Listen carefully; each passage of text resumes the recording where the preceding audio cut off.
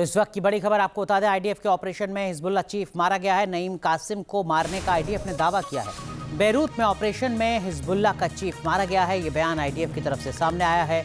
कल बेरूत में हुए हमले में नईम कासिम मारा गया है, जो हिजबुल्लाह का चीफ है। तो इस वक्त की बहुत बड़ी खबर आपको बता रहे हैं।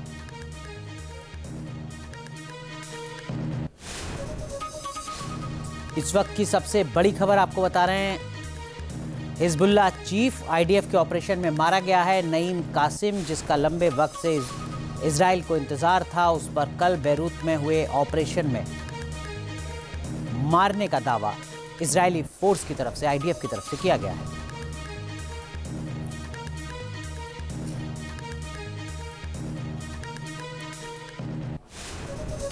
तो लगातार इस अपडेट को हम आप तक पहुंचा रहे हैं। इस वक्त की बड़ी खबर, आईडीएफ चीफ, आईडीएफ की तरफ से जो बयान दिया है हिजबुल्लाह के चीफ नईम कासिम की मौत को लेकर, इस वक्त की बड़ी अपडेट आपको बता रहे हैं। हिजबुल्लाह चीफ को मारने का दावा आईडीएफ ने किया है।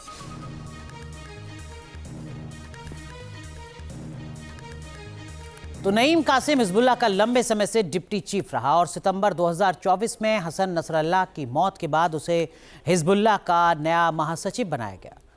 वो हिजबुल्लाह की स्थापना के वक्त से ही प्रमुख वैचारिक नेताओं में शामिल था। नईम कासिम का जन्म फरवरी 1953 में लेबनान के दक्षिणी इलाके कफर किला में हुआ था। उसने लेबनानी विश्वविद्यालय से रसायन विज्ञान में मास्टर डिग्री हासिल की और हिजबुल्लाह में आने से पहले कई सालों तक केमिस्ट्री का शिक्षक रहा। इस बीच एक बड़ी खबर, हमले में हिजबुल्लाह चीफ के भाई की भी मौत हुई है। इजराइल के हमले में नईम कासिम के भाई की भी मौत हुई है। इस वक्त की बड़ी खबर आपको बता रहे हैं, बेरूत में एक इमारत को निशाना बनाया गया, जिसके बाद आईडीएफ की तरफ से ये दावा कि हिजबुल्लाह चीफ के भाई को भी मार गिराया है इजरायली सेना ने। तो मिडिल ईस्ट में शांति लौटेगी या फिर युद्ध का आगाज होगा, क्योंकि पेच एनरिच्ड यूरेनियम पर अटक गया है। ईरान ने अपनी शर्तों में यूरेनियम का जिक्र किया है, जबकि अमेरिकी राष्ट्रपति ने साफ कर दिया है कि अमेरिका ईरान से जीरो यूरेनियम एनरिचमेंट यानी परमाणु कार्यक्रम को पूरी तरह रोकने की मांग करेगा। इजराइल भी नहीं चाहता कि ईरान के पास कोई यूरेनियम रहे। इस विवाद ने एक बार फिर पूरी दुनिया को डरा दिया है।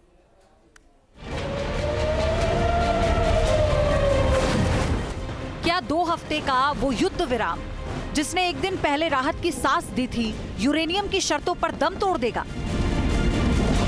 क्या एनरिच्ड यूरेनियम बनेगा मिडिल ईस्ट की शांति का रोड़ा? क्या ईरान और ट्रंप की जिद से फिर मचने वाला है हाहाकार? जी हां, ईरान और अमेरिका के बीच शांति की जो टेबल सजी थी, उस पर अब एनरिच्ड यूरेनियम का काला साया मंडरा रहा है। राष्ट्रपति ट्रंप ने साफ कर दिया कि ईरान को अपनी जमीन पर 1 ग्राम यूरेनियम रखने की इजाजत नहीं है, जबकि ईरान ने अपनी 10 सूत्रीय शर्तों के छठे बिंदु में इसे अपनी संप्रभुता घोषित कर दिया था। पहले आपको बताते हैं कि राष्ट्रपति ट्रंप ने ट्रूथ सोशल पर यूरेनियम संवर्धन को लेकर कड़ा रुख अपनाया है। दावा किया है ईरान की तरफ से ये झूठी बयानबाजी की जा रही है। ईरान में कोई परमाणु बम नहीं होगा। अगर कुछ इधर उधर हुआ तो हमारी सेना तैयारी भी कर रही है और आराम भी। उन्होंने लिखा, ये बहुत पहले तय किया गया था और इसके विपरीत सभी झूठी बयानबाजी के बावजूद कोई परमाणु हथियार नहीं होंगे और हॉर्मुज खुला और सुरक्षित रहेगा। इसी बीच हमारी महान सेना तैयार है और आराम भी कर रही है और वास्तव में अपने अगले अभियान का इंतजार भी कर रही है। 8 अप्रैल को जब ट्रंप ने 2 हफ्ते के युद्ध विराम का ऐलान किया, तो दुनिया को लगा कि 28 फरवरी से जारी विनाशकारी युद्ध अब थम जाएगा। लेकिन ये शांति शीशे की दीवार की तरह निकली। विवाद की जड़ बन गया ईरान का 10 सूत्रीय शांति प्रस्ताव। सीज फायर का ऐलान ईरान ने सोशल मीडिया पर किया। एक अंग्रेजी में पोस्ट किया, दूसरा फारसी में।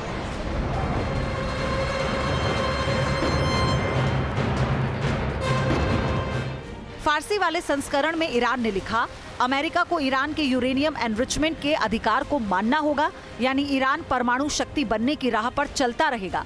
जबकि अंग्रेजी दस्तावेजों में अधिकार वाला ये हिस्सा बड़ी चालाकी से गायब कर दिया गया था। अमेरिका ने इसे ईरान की तरफ से धोखा करार दिया। अमेरिकी उपराष्ट्रपति जेडी वेंस ने ईरान की चालाकी को एक उदाहरण के जरिए समझाया और साथ ही यूरेनियम के मुद्दे पर राष्ट्रपति ट्रंप के रुख को भी साफ कर दिया। अब तक की जानकारी के मुताबिक ईरान के पास 450 किलोग्राम से ज्यादा 60% संवर्धित यूरेनियम है। परमाणु बम बनाने के लिए 90% एनरिचमेंट की जरूरत होती है और वेपन ग्रेड तक पहुंचने में अब ईरान को सिर्फ चंद दिनों का वक्त लगेगा। इजराइल ने तो और भी सख्त रुख अपनाया है। प्रधानमंत्री बेंजामिन नेतन्याहू ने साफ कर दिया, ईरान का सारा एनरिच्ड यूरेनियम देश से बाहर ले जाया जाना चाहिए। यानी साफ संदेश, या तो खत्म करो या फिर हमले के लिए तैयार रहो। सीज फायर के बाद राष्ट्र के नाम संबोधन में बेंजामिन नेतन्याहू ने कहा कि जब तक ईरान के पास यूरेनियम मौजूद है, तब तक कोई भी शांति समझौता केवल समय काटने का जरिया है। इजराइल के लिए ईरान के पास परमाणु हथियार होना अस्तित्व का खतरा है। नेतन्याहू का बयान एक डेडलाइन की तरह है। वो जानते हैं कि अगर ईरान ने 90% एनरिचमेंट का लेवल छू लिया तो फिर उसे रोकना नामुमकिन होगा।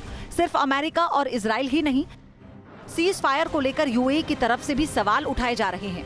जापान टाइम्स की एक रिपोर्ट में दावा किया गया कि सीज फायर से नाराज हैं संयुक्त अरब अमीरात। परमाणु डील की शर्तों पर यूएई को एतराज है। संयुक्त अरब अमीरात यानी यूएई ने ईरान को लेकर एक बेहद सख्त रुख अपनाया है। यूएई ने साफ कर दिया कि रीजन में स्थायी शांति तब तक संभव नहीं जब तक ईरान की परमाणु क्षमताओं और उसके बैलिस्टिक मिसाइल कार्यक्रम का पूरा समाधान नहीं हो जाता। यूएई का डर वाजिब है। पिछले 40 दिनों में ईरान ने जिस तरह से एनर्जी इंफ्रास्ट्रक्चर को निशाना बनाया, उसने खाड़ी की अर्थव्यवस्था की कमर तोड़ दी है। असली चिंता है ईरान की न्यूक्लियर थ्रेशोल्ड की। यूएई का मानना है कि बिना अंतर्राष्ट्रीय दखलंदाजी के ये खतरा टलने वाला नहीं है। Team news nation. इस वक्त की बड़ी खबर आपको बता दें, हिजबुल्लाह पर इजराइल का भीषण हमला हुआ है। हिजबुल्लाह के कई लड़ाकों के मारे जाने का दावा किया गया है। तो देखिए, ये जो तस्वीर इस वक्त आप देख रहे हैं, ये दरअसल में हिजबुल्लाह के ठिकानों पर हमले किए हैं। लेबनान में ईरान समर्थित आतंकी संगठन हिजबुल्लाह पर हमला हुआ है और उसके बाद की एक्सक्लूसिव तस्वीरें इस वक्त आप देख रहे हैं। दावा किया जा रहा है इजराइल की तरफ से कि हिजबुल्लाह के कई लड़ाकों को ढेर किया गया है इस ऑपरेशन में।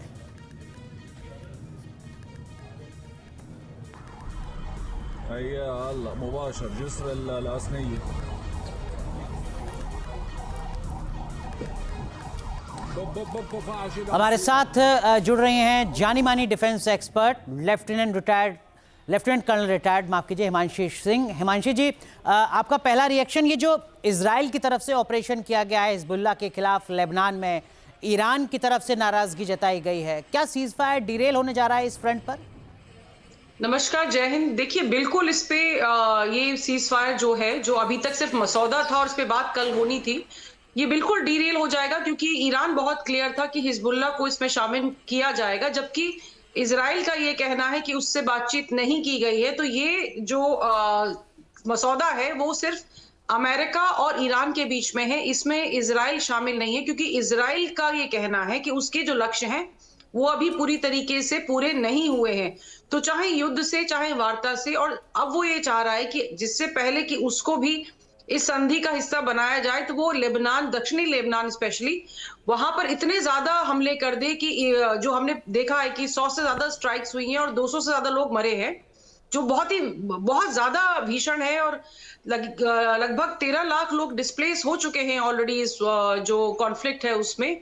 तो मुझे लगता है ये बहुत बड़ा एक मुद्दा हो सकता है, जिसको लेकर कि कल ईरान शायद इस बैठक में पाकिस्तान ना जाए, क्योंकि ईरान का कहना बहुत क्लियर था कि हिजबुल्लाह इस समझौते का हिस्सा है। इजराइल जो है, उनके जो डिफेंस मिनिस्टर हैं इजराइल का, उनका कहना है कि हिस्सा नहीं है। हिमांशी जी, इससे जुड़ा एक सवाल ये भी कि पहले इजराइल की तरफ से कहा गया कि ये हमारी बातचीत में नहीं था, हिजबुल्लाह पर ऑपरेशन नहीं किया जाएगा। उसके बहुत लंबे वक्त के बाद अमेरिका की तरफ से कहा गया कि भाई ये नहीं था कि हम हिजबुल्लाह पर हमला नहीं करेंगे। क्या इजराइल और अमेरिका में भी किसी तरीके की कोई तनातनी हो सकती है इस फ्रंट पर, या ऐसा नहीं है, कोऑर्डिनेटेड है सब कुछ?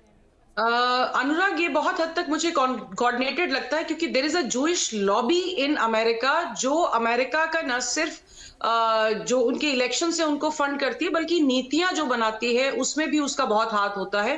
और ये हमारा सिर्फ मानना नहीं है, अगर आप बहुत सारे पॉलिटिशियंस जो हैं अमेरिकन, न सिर्फ बल्कि यूके के हैं या बाहर देशों के हैं, उनका भी अगर आप बयान सुनेंगे तो वो भी कहते हैं कि ऐसा लगता है कि जब ये वार्ता चल रही थी इनके बीच में युद्ध से पहले, जी। उसमें भी ऐसा लगा था कि जो फील्डिंग है वो इजराइल की तरफ से की जा रही है। तो डेफिनेटली इजराइल और America good cop bad cop का एक संगठन आप कह लीजिए, छोटा शैतान बड़ा शैतान।